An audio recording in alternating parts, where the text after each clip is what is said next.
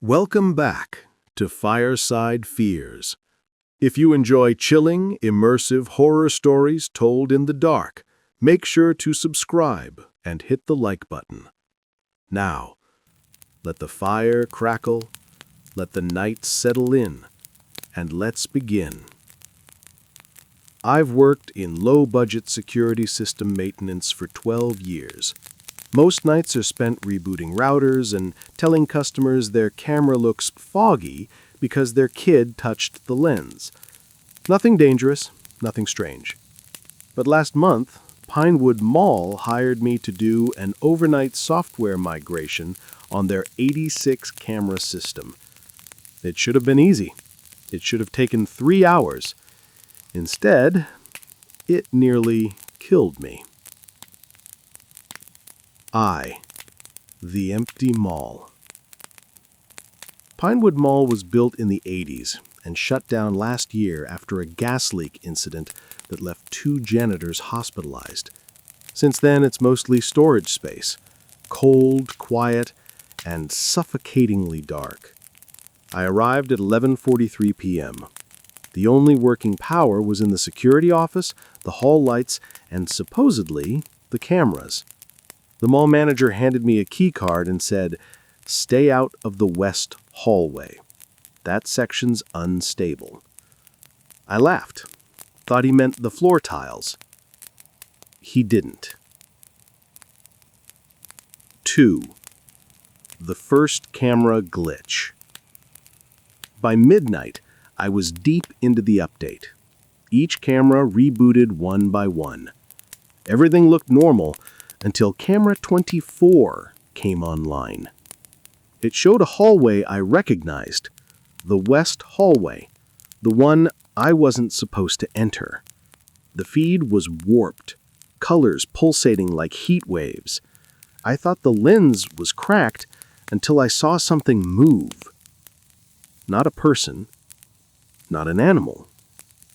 A shape, thin, human-sized, but wrong, like a body blurred in a long exposure photo. It stood facing the camera, not moving, not breathing, just existing. I rewound the last 10 seconds of footage. The figure didn't appear. It was just there when the feed came back. I checked the hallway map. Camera 24 was pointed at a sealed section of the mall. No one could be in there. 3. The figure moves. At 12:41 a.m., camera 24 glitched again. This time, the figure was closer. Not walking, not stepping, just closer, like the camera had zoomed even though it couldn't. I leaned toward the monitor. That's when it tilted its head. A subtle, unnatural angle. My stomach dropped. It wasn't a glitch. It wasn't a frozen frame. It was looking at the camera. And then it raised its hand. Not to wave. Not to reach. It pressed its palm against the lens. Except lenses don't feel. They don't flatten under pressure. But the image rippled like something was pushing through stretched film. I pulled back from the screen so fast the chair rolled. 4. Footsteps in the hall. I forced myself to keep working. If I abandoned the update, the system would corrupt. At 1:06 a.m., I heard footsteps. Light. Slow. Coming from the west hallway. I checked the feed again. The figure was gone. Camera 24 now showed an empty hall. I muted my breathing and listened. The footsteps stopped right behind the security office door. A soft dragging sound followed, like fingernails tracing the metal. I shut off the lights, held my breath. Waited. Nothing. After 2 minutes of silence, I turned the monitors back on. Camera 8, just outside the security office, should have shown an empty corridor, but it didn't. Something stood inches from the lens. A hand appeared first.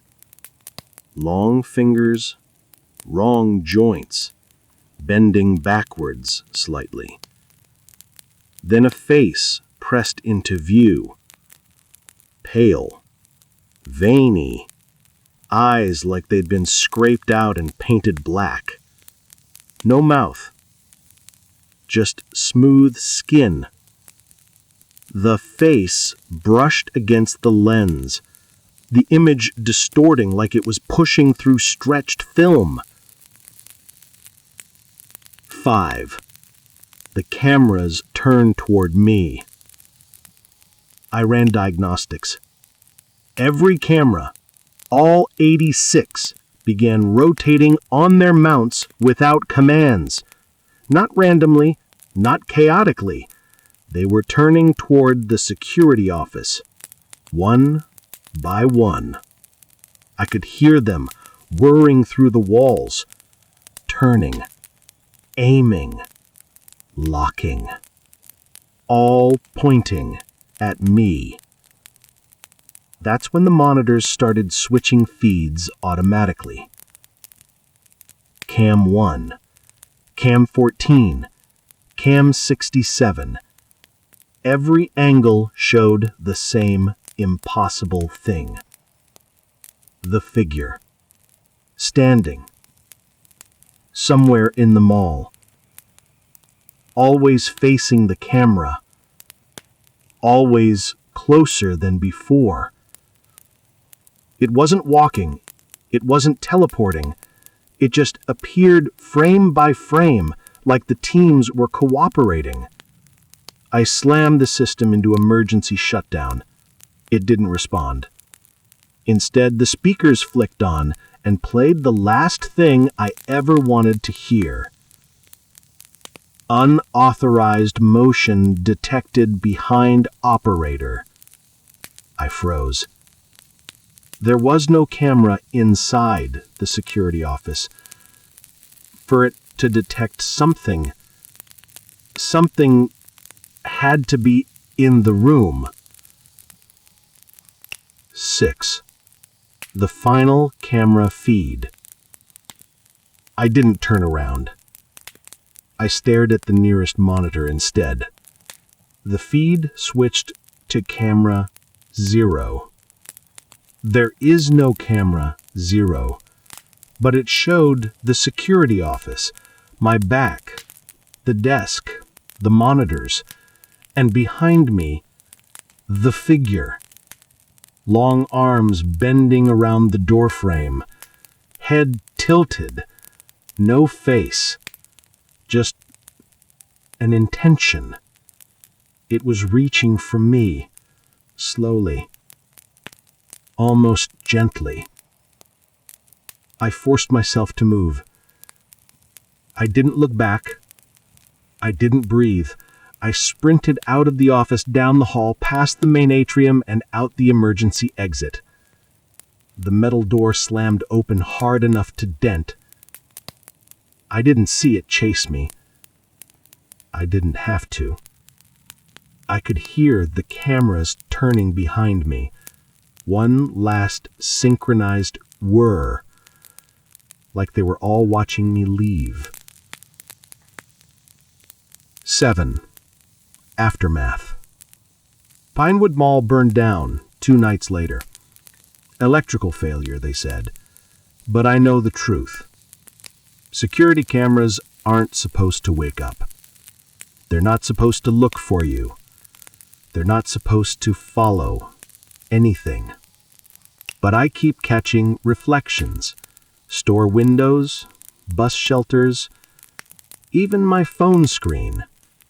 And sometimes, just for a split second, a camera behind me twitches, tilts, points. I moved cities, changed jobs, threw away every device with a lens. But yesterday, a package arrived at my door. No return label. Inside was a single mall-grade security camera. Wired, old, scratched on the side, and carved into the metal, almost like it was done with a nail file. Camera 0. The fire's burning low now. If you enjoyed the story, stay close. There are many more to tell. Until next